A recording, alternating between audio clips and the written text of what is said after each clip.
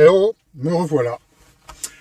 Je voudrais aujourd'hui t'expliquer ce concept qui vient des enseignements de Kevin Trudeau, 33e degré de la Brotherhood, et dont je t'ai déjà parlé dans ma vidéo précédente. Vidéo que je te mets en lien sous celle-ci. Il y a aujourd'hui, ce que je voudrais te parler, c'est des 4 fondamentaux à connaître et à appliquer dans sa vie pour retirer un bénéfice maximum de la loi d'attraction. Et aujourd'hui, nous n'allons pas parler des 4, ça serait beaucoup trop. Nous allons parler d'un en particulier qui va me permettre de préciser des choses importantes concernant le nettoyage de la négativité dans l'esprit. Si tu te souviens, je t'ai parlé de ce nettoyage comme essentiel pour l'application de la loi d'attraction dans sa vie. Parmi ces 4 fondamentaux, il y a à connaître celui des 4 stades d'évolution de l'incompétence à la compétence, c'est-à-dire la manière dont s'amène la compétence en n'importe quel domaine de sa vie. Je vais ici prendre un exemple. L'exemple de l'apprentissage de la marche. Je suis bébé, je ne sais pas marcher, mais je ne sais pas non plus que je ne sais pas marcher. Je suis donc au tout début dans ce stade de l'incompétence inconsciente. Je ne sais pas que je ne sais pas. Mon cerveau, malgré tout, dans le temps, se développe. Et je finis par me rendre compte, dans une forme de conscience naissante, que mes parents se tiennent sur leurs pieds et que moi aussi j'ai des jambes et des pieds. J'entre alors dans le stade de l'incompétence consciente. Je sais que je ne sais pas marcher. Je devrais pouvoir marcher, mais je ne sais pas.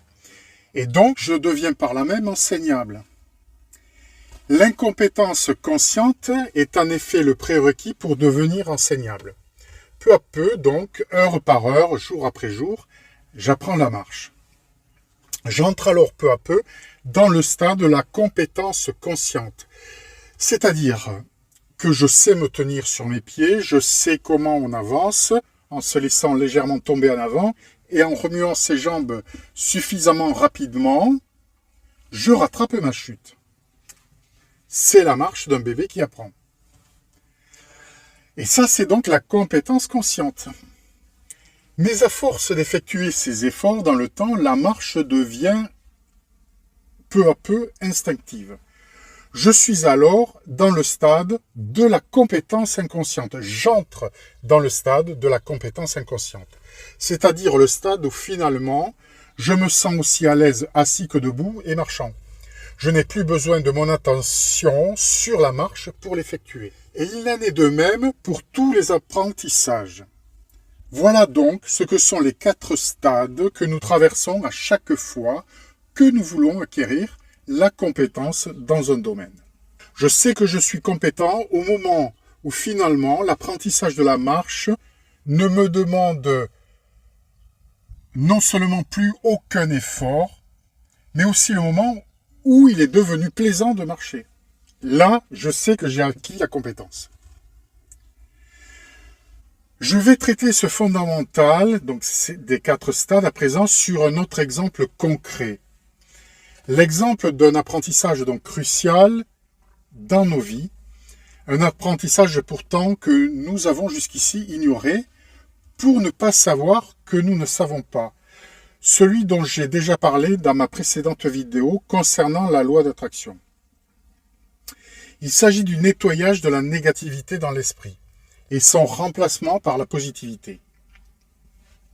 Il s'agit de l'apprentissage le plus important que nous ayons à faire dans notre vie et que pourtant nous ignorons.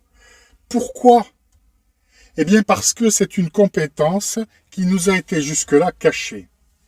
Une compétence que les puissants utilisent dans leur vie, notamment pour construire leur richesse, mais une compétence dont ils cachent l'existence et surtout l'importance. Si tu doutes qu'il s'agit d'une vraie compétence, et même plus de la principale à développer dans sa vie, eh bien, je t'invite à changer ton point de vue. Pourquoi je décide de traiter de ce fondamental sur cet exemple ?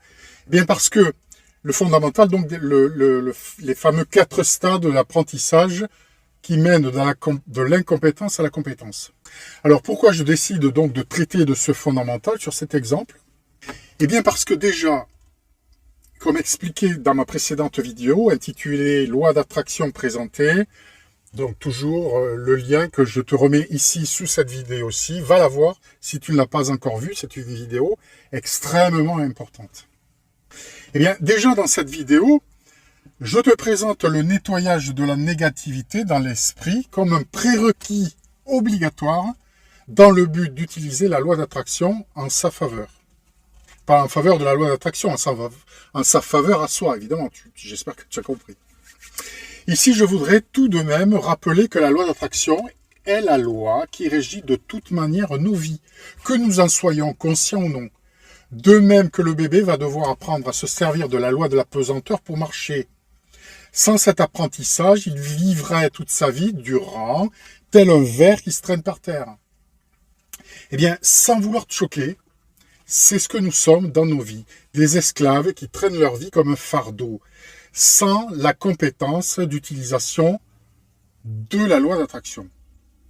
Nous vivons notre vie comme un fardeau.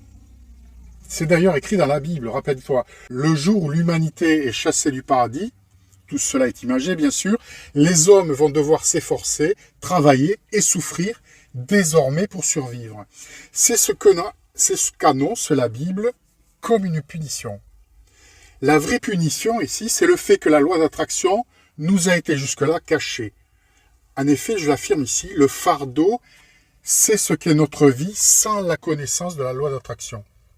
Et c'est ce qui la différencie de celle des riches de ce monde qui connaissent ce secret des loges pour façonner le destin qu'ils se choisissent.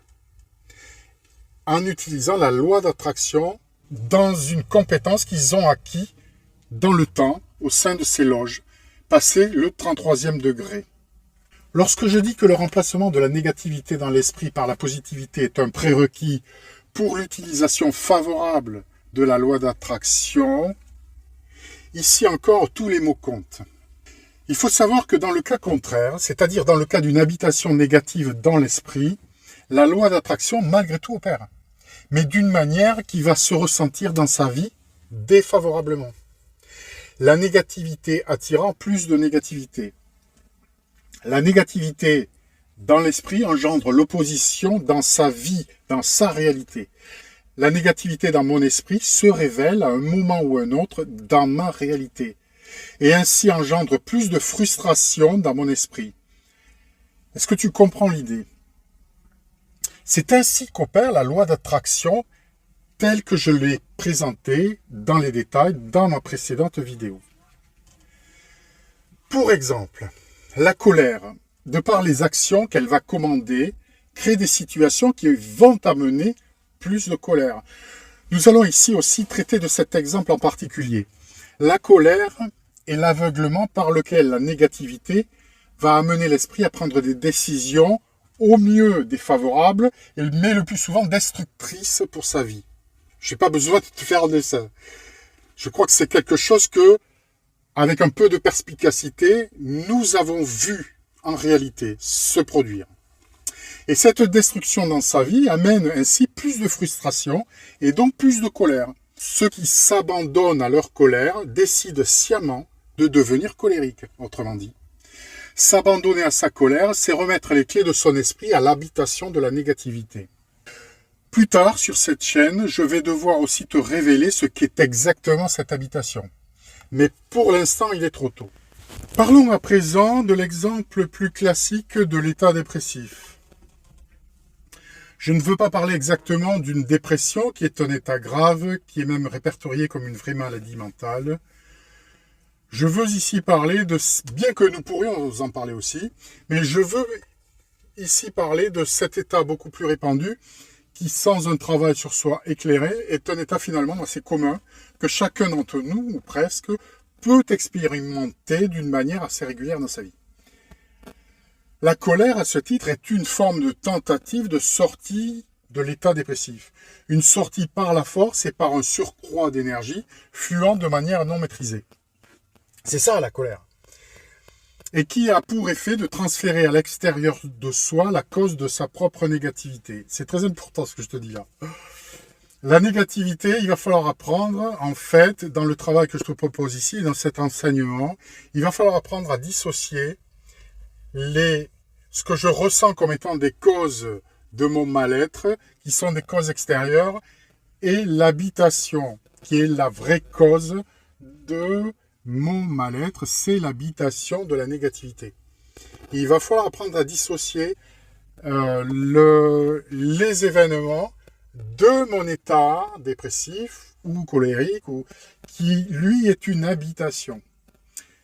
Et je vais t'expliquer pourquoi c'est si important d'ailleurs, et tu vas le comprendre. Je vais être amené un peu plus tard dans cette vidéo, ou bien dans une autre, à mieux creuser ce que j'affirme ici. Ce que je suis en train de définir ici, c'est la colère comme tentative de sortie de la douleur mentale. Mais elle-même, bien sûr, cette colère, donc, à ce titre, est une expression de la douleur. C'est important de le rappeler ici, car on voit ça et là, notamment sur YouTube, des influenceurs qui voudraient la faire passer pour une expression de puissance raisonnée, alors qu'elle est bien sûr l'expression du contraire de l'impuissance face à une difficulté ou un problème, et qu'elle amène au contraire à commettre des actions déraisonnables. La colère est un aveuglement. Faut-il encore le rappeler? Un aveuglement qui permet des actions qui, en d'autres circonstances, m'apparaîtraient comme insensées et même suicidaires. La colère, de même que la négativité, dont elle est issue, sont des habitations. C'est ici démontré par l'aveuglement que j'explique ici. L'aveuglement est ici la prise de pouvoir de l'habitation, la négativité en action, une prise d'otage du corps entier.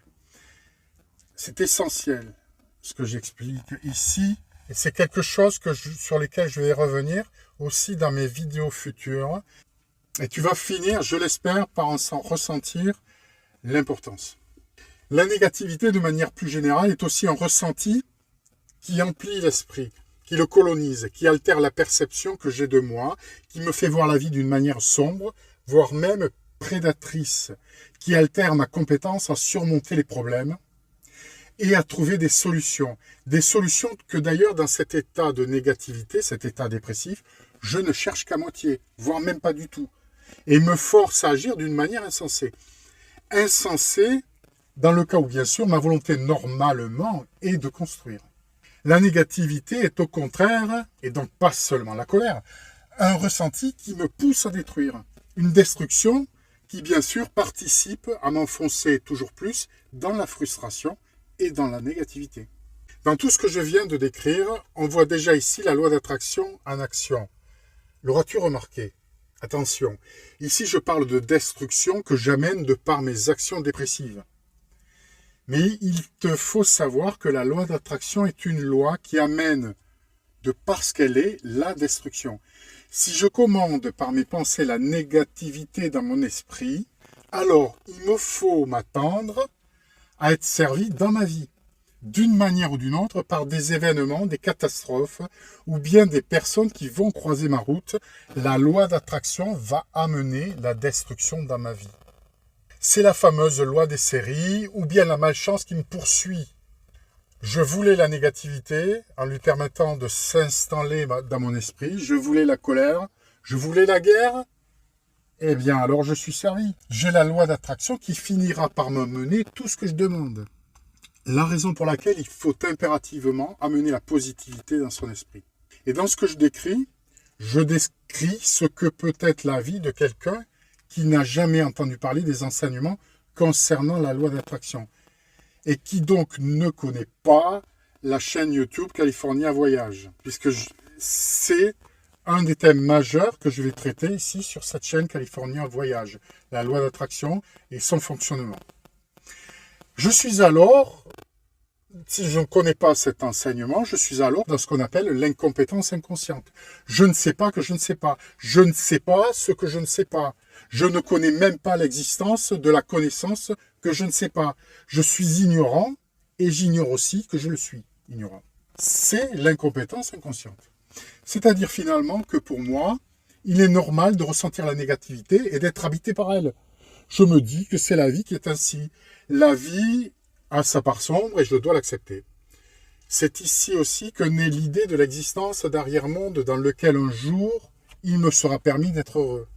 Une fois que tu vois cette vidéo, que tu entends les concepts tels que je les présente, pour peu que tu tendes une oreille attentive, autrement dit, pour peu que tu le veuilles bien, tu entres alors dans ce qui s'appelle l'incompétence consciente. À ce stade, tu restes incompétent, bien sûr, mais tu sais que tu l'es incompétent. Il s'agit ici du deuxième stade de l'apprentissage, le stade dans lequel tu deviens enseignable. À partir de là, tu sais qu'un travail va être nécessaire. Tu sais qu'il va falloir que tu travailles sur cette habitation de la négativité. Il va falloir que tu fasses peu à peu taire cette négativité pour rendre la place disponible à la positivité dans l'esprit. À ce stade, tu as donc aussi accepté l'idée de ta responsabilité dans cette habitation. Tu sais dès lors que ce n'est pas la vie en général qui est à blâmer, mais que c'est à toi de prendre la décision de changer la tienne et ta manière de la voir et de la ressentir. Tu es dans l'incompétence, mais consciente. À partir de là, le vrai travail commence. Je surveille mes pensées à chaque instant. Je fais tout ce que je peux pour faire taire la négativité en essayant au maximum de remarquer les progrès, même légers, que j'effectue dans ce travail. C'est un travail aussi long et difficile que l'habitation de la négativité dans mon esprit à ce moment du travail est importante. C'est un travail qui aussi est jalonné de pièges. Tu ne dois pas sous-estimer les capacités de résistance de la négativité. Au début, elle peut être puissante et restera de toute manière tout le long de ce travail extrêmement déterminée. Je vais un peu plus loin te révéler comment cette énergie, cette puissance et cette détermination va se montrer. Mais déjà ici, on peut faire une référence à Freud qui déjà parle de résistance au changement. C'est bel et bien de cette résistance dont on parle ici aussi. Une résistance tellement forte que je l'affirme ici, sans la connaissance de l'existence de la loi d'attraction et de son fonctionnement, c'est un travail quasi impossible. Je ne peux pas trouver les ressources pour un travail pareil et aussi long et difficile dans le temps si je ne sais pas exactement ce que je suis en train de faire, si je ne crois pas à l'efficacité de ce travail, bien sûr, et si je n'ai pas été mis au courant des résistances auxquelles j'ai affaire. Les progrès ne s'effectuent pas de manière linéaire, et c'est là aussi que se joue la difficulté de ce travail, et qui requiert ma confiance au processus que je mets en place dans ce travail.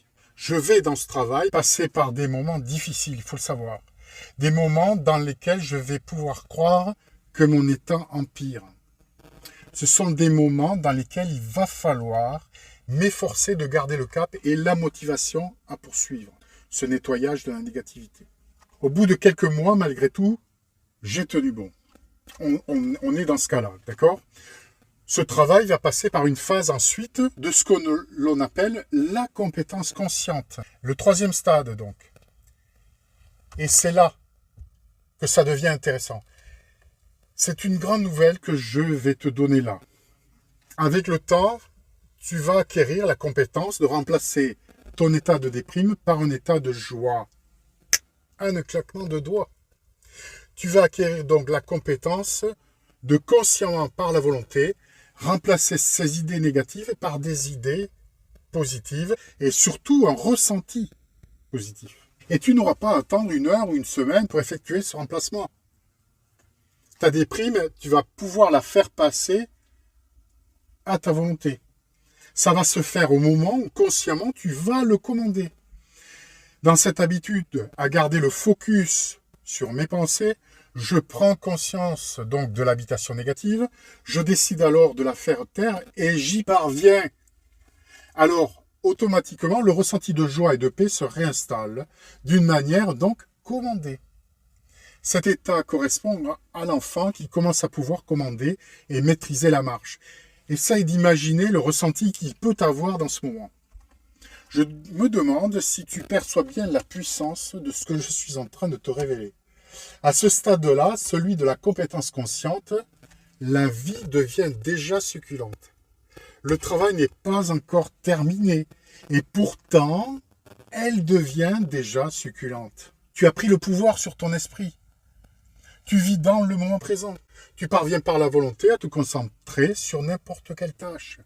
Tu te découvres donc bien sûr aussi des talents que tu n'avais pas vus jusque-là. Et surtout, tu n'as plus cette impression très perturbante, très assombrissante pour ta vie, cette impression de ne pas t'appartenir.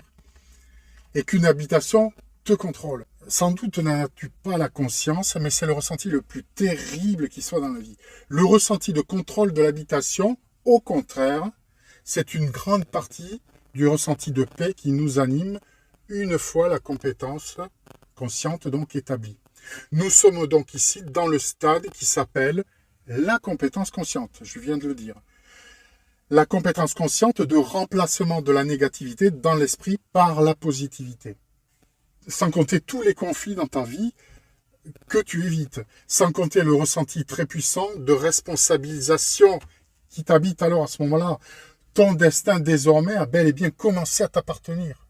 Alors pour ma part, j'en suis actuellement ici. Au bout de 3 ans de travail, je suis dans cette aptitude à pouvoir d'une part prendre conscience tout de suite de la négativité dans mon esprit et de la remplacer au moment même où elle apparaît par la positivité et le ressenti de joie et de gratitude qui l'accompagne.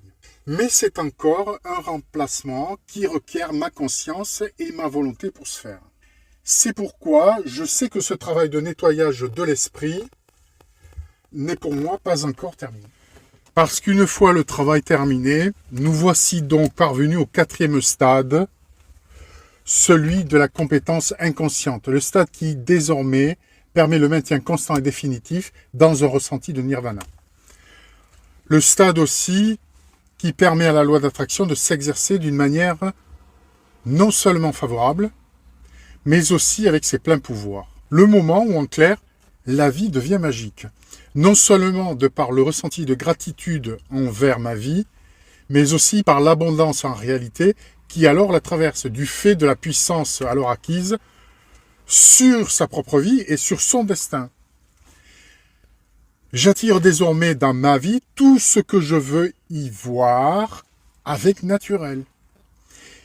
Ici, je te mets l'extrait de Kevin Trudeau, cet ancien initié de la Brotherhood, 33e degré, qui nous parle de cet état. J'ai une belle vie, j'ai toujours une belle vie.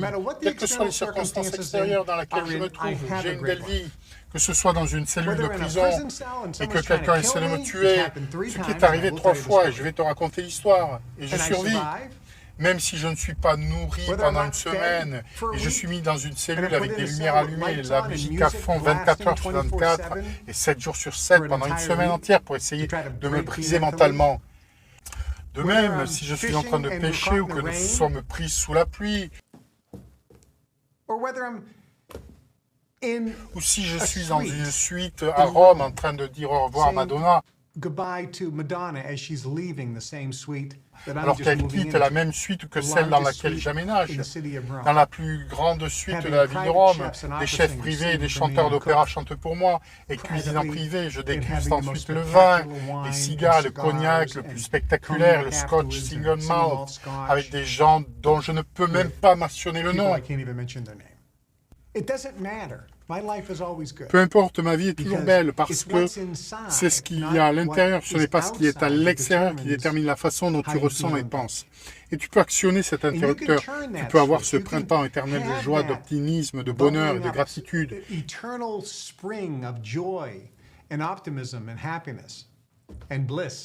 Quelles que soient les circonstances extérieures. Et lorsque tu vis ainsi, les circonstances extérieures tournent généralement en ta faveur de toute façon. Et ta vie finit toujours par devenir ce que tu souhaites qu'elle soit. Dans cet état de compétence inconsciente, il n'est plus nécessaire de lutter consciemment contre l'habitation de la négativité dans l'esprit.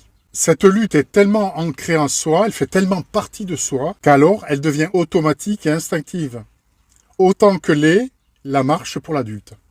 Cette marche qu'il m'a fallu pourtant du temps à apprendre étant petit, m'est devenue aujourd'hui compétence inconsciente à laquelle je n'ai plus besoin de penser pour l'utiliser. Je marche dans la rue aussi librement que je reste assis ou couché sur mon lit. La marche fait désormais tellement partie de moi que je n'ai plus à y penser quand je me lève pour me déplacer. Eh bien, concernant le nettoyage de la négativité dans l'esprit et son remplacement par la positivité, Il est aussi devenu à ce stade de compétence inconsciente aussi automatique que même il n'est plus du tout possible à la négativité de se manifester. Ma vie devient alors merveilleuse et ma puissance à y amener des événements heureux de par la loi d'attraction devient naturelle. Ce que je viens de te dire ici est une connaissance qui nous a jusqu'alors été cachée par les puissants du monde. Une connaissance qu'ils ont acquise dans les loges maçonniques au niveau 33e degré et qu'ils utilisent au service de leur bien personnel. Quand je dis leur bien, il s'agit de leur bien-être, mais aussi de leur bien financier, de leur fortune, de leur propriété. Je te mets à nouveau un extrait de Kevin Trudeau, cet ancien de la Brotherhood, 33e degré, qui nous parle de ce secret des loges. Extrait. Eternal spring of joy and optimism and happiness and bliss. Quelles que soient les circonstances extérieures. Et lorsque tu vis ainsi, les circonstances extérieures tournent généralement en ta faveur de toute façon. Et ta vie finit toujours par devenir ce que tu souhaites qu'elle soit. Dans la Brotherhood, nous avons appris à travers d'anciens manuscrits qui étaient dans notre organisation pendant des milliers d'années les véritables secrets qui aident non seulement à manifester les objectifs, les rêves et les désirs, mais aussi à atteindre l'illumination et l'autoréalisation, la joie et la paix. Et la capacité de libérer ce qu'on peut appeler des capacités surnaturelles, mais elles ne sont pas vraiment si surnaturelles. Il cache cette connaissance de la loi d'attraction et de son fonctionnement et de ce nettoyage de la négativité obligée de l'esprit dans nos vies, car ils ont peur d'avoir à partager leur richesse et leur puissance, si ce secret est révélé au reste de la population. C'est comme si on t'avait caché, étant petit, que tu pouvais utiliser tes jambes pour te déplacer dans l'espace. Tu serais resté un ver de terre toute ta vie. Eh bien, je l'affirme, c'est bel et bien ce que tu es quand tu ignores tout ce que je viens de te révéler dans cette vidéo et dans celles qui vont suivre. Les gens qui, sur YouTube ou ailleurs, t'expliquent que c'est avec ta colère et ton agacement que tu vas sortir ta vie de l'ornière, sont des imposteurs qui te promettent d'apprendre à mieux ramper dans ta vie. Tout ce que vont amener ces imposteurs dans ta vie, c'est leur propre impuissance à résoudre par eux-mêmes leurs problèmes et surtout à en sortir. Par la colère et l'agacement, c'est plus d'impuissance et plus de douleur que tu vas chercher. À leur image d'ailleurs. C'est le fameux ressentiment qui confond l'action avec la réaction. Si tu veux sortir ta vie de l'ornière, si tu veux prendre en main ton destin, alors tu dois devenir créateur. Tu dois être créateur de tes propres valeurs. Et c'est par ce nettoyage de la négativité et par cette prise en main de ton destin, par cette responsabilisation que tu vas prendre vis-à-vis de tous les événements qui vont survenir dans ta vie, que tu vas devenir créateur de ton propre destin, de ta propre vie, et que tu vas sortir de la dépendance des puissants. C'est par la loi d'attraction que ça va se faire. C'est comme si on t'avait caché, étant petit, que tu pouvais utiliser tes jambes pour te déplacer dans l'espace. Tu serais resté un ver de terre toute ta vie. Eh bien, je l'affirme, c'est bel et bien ce que tu es quand tu ignores tout ce que je viens de te révéler dans cette vidéo et dans celles qui vont suivre. Car une chose qui apparaît dans ce que je viens de t'enseigner ici, c'est qu'il ne suffit pas de connaître le secret, mais il faut aussi travailler énormément pour l'appliquer dans sa vie. La compétence donc à utiliser la loi d'attraction dans sa vie et la maîtrise de son destin passe donc par un énorme et parfois long travail sur soi.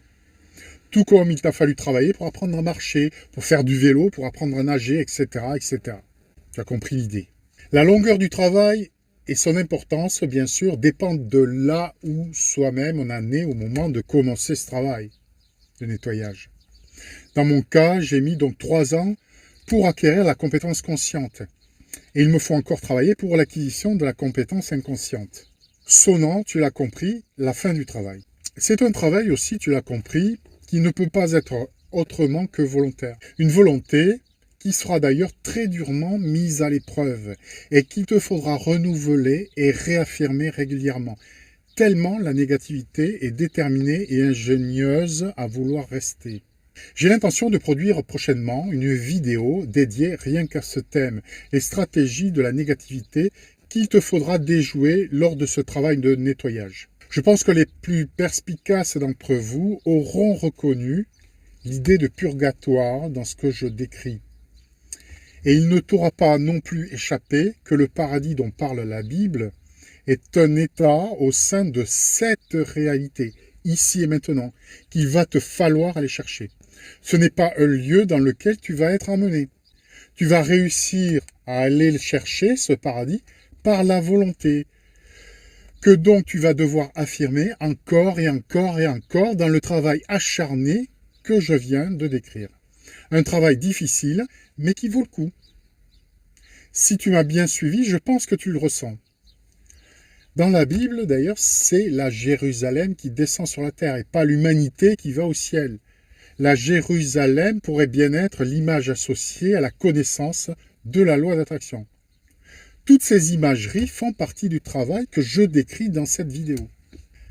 Alors, à ce sujet, quand sait-on qu'on en a terminé de ce travail? Au moment où on voudrait justement qu'il puisse continuer, au moment où ce travail de nettoyage est devenu finalement tellement agréable et même passionnant. Parce que je préfère te prévenir, c'est un travail qu'il faut t'attendre à détester longtemps. Pourquoi vas-tu le détester?